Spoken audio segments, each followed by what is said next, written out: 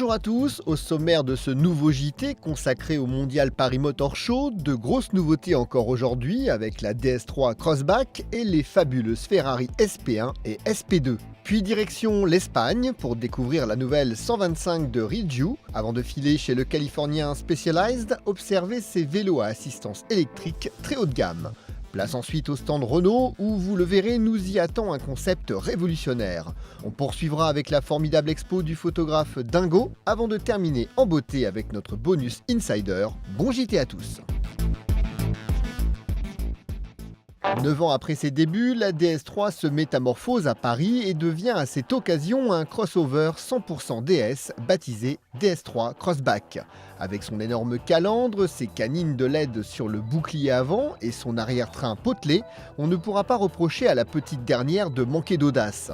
Dans l'habitacle, le Crossback joue la carte de l'originalité avec un généreux écran tactile et des boutons et aérateurs en forme de losange. Petit clin d'œil sympa, les sièges bracelet de montre, chers à DS, seront toujours de la partie. Sous le capot, le DS3 Crossback proposera 6 motorisations, dont l'une 100% électrique, dans une version baptisée DS3 Crossback E-Tense, pour une autonomie annoncée dépassant les 300 km.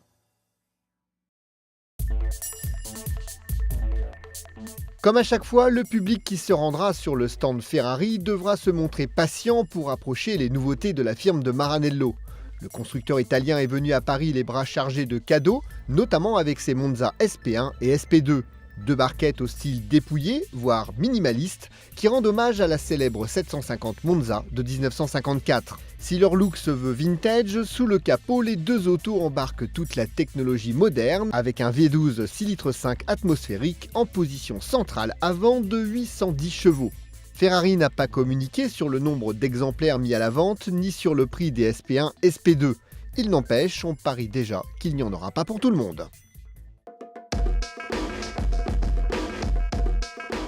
Le rétro se porte bien aussi dans le monde du deux roues et le constructeur espagnol Riju en apporte une nouvelle preuve avec son nouveau Century 125 qui trône sur son stand à Paris, lequel rend hommage au modèle 175 de 1953 de la marque. Avec son instrumentation numérique, un pot à double sortie, des jantes à rayons et le support de plaque directement fixé sur le bras oscillant, la Century de 135 kg adopte un look très street scrambler, histoire de séduire une clientèle citadine et branchée.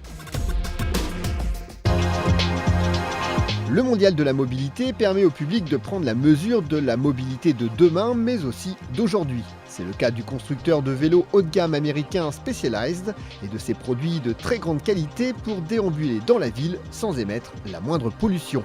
Il en va ainsi du dernier né de la marque, le VTT Turbo Levo à assistance électrique, équipé d'un carter en magnésium et dont le moteur électrique est directement fixé au cadre en carbone. Un vélo au look furieusement urbain.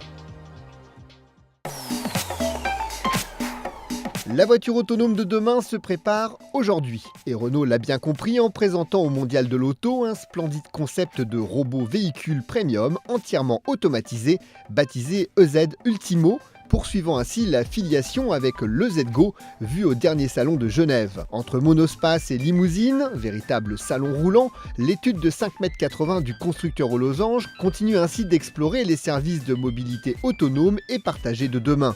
Ainsi, le concept est un véhicule autonome de niveau 4, autrement dit capable de calculer seul des distances ou encore changer de fil sans aucune intervention humaine. Bien entendu, le concept parisien EZ Ultimo ne verra jamais le jour sous cette forme, mais il préfigure la voiture de demain, connectée et intelligente.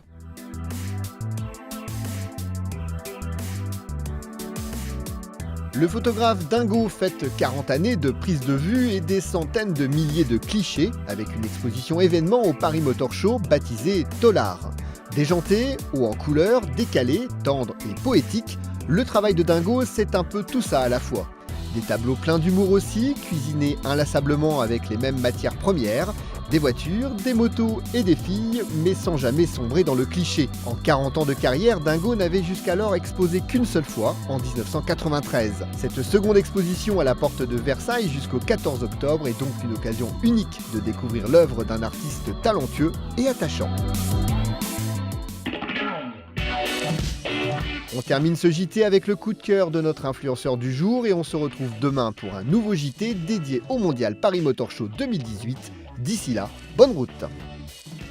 J'ai particulièrement aimé le concept car de chez Mercedes DQ, la Silver Arrow, qui rappelle en plus les flèches d'argent, et par rapport à la conception de leur voiture, et de voir l'évolution que les voitures peuvent avoir dans le futur.